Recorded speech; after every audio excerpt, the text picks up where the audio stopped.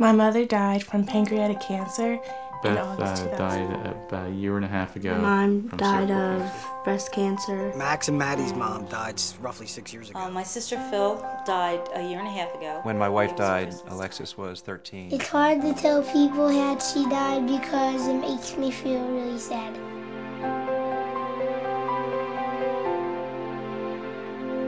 I was really just shocked when my mother died because I never thought that could happen to me.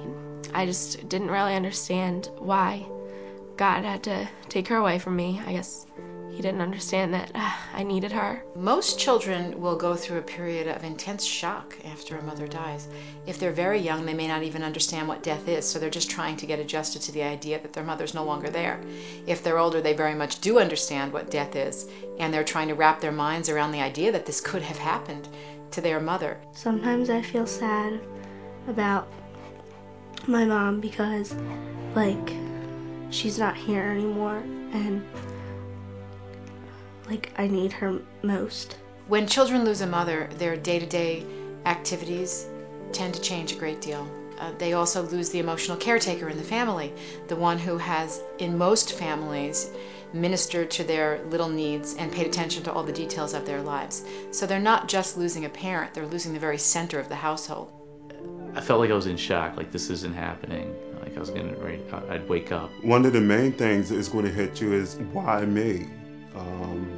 She was a beautiful woman. She worked every day. She was a good mother. After the death of a mother, oftentimes a surviving father is also a grieving husband. So while they're trying maybe to take care of the children, they're also dealing with tremendous grief and added roles.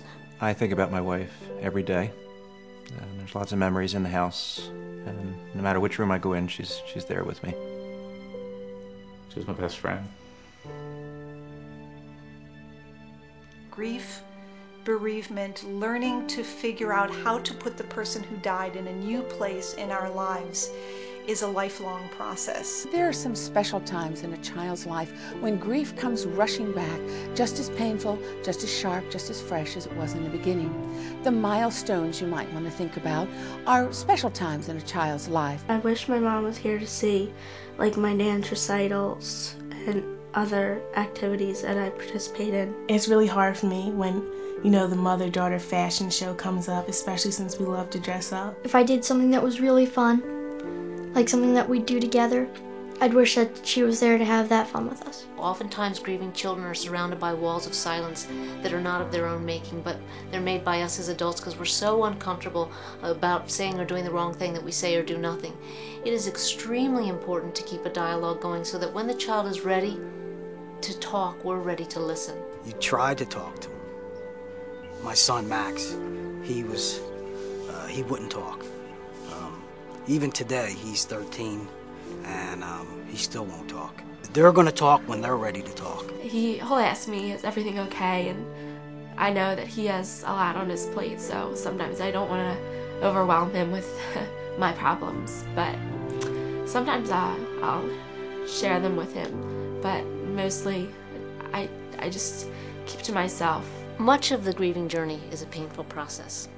And while that pain is happening, there's also parts of it that are celebratory. A child will remember, oh, it's my birthday. My mom used to make this special lemon cake. When the children have a tradition in the family that they can look forward to, that is predictable, and that they can rely on, then they have a form of continuity. And when that tradition involves a parent who's lost, it helps them continue to have a relationship with that parent. Mommy's Light's mission is to bring joy and comfort to children and teens by helping them keep alive traditions and simple pleasures they share with their mothers. When we meet with the children, with their family, we ask them the things such as their favorite colors and their favorite hobbies and their favorite candies, such as that, to get the details that we can include with the presentation to make it unique and to make it special. I like doing the traditional flowers and planting flowers because my mom used to like planting flowers, and it's fun for me too. My favorite tradition was we used to go to basketball games during the playoffs, and we used to cheer for a favorite team. For my tradition, I go to the Nutcracker because every year my mom would take me. It's a happy night for us, and we always continue the tradition of talking about Mom. Mommy's Late saw to every single detail from A to Z. They thought of every single thing.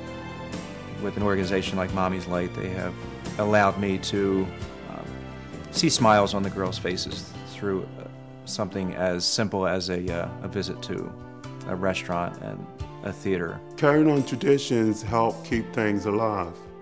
It helps keep memories alive. Grieving is about the business of getting on with life, and children need permission to get on with life oftentimes because they feel guilty. It's like, how can I go on living when my mother isn't here to see this? And so we're saying, go on living. Just knowing in my heart that she's still here, I still feel her presence with me, and I know that she's never gonna leave me. My mom was amazing. Absolutely amazing.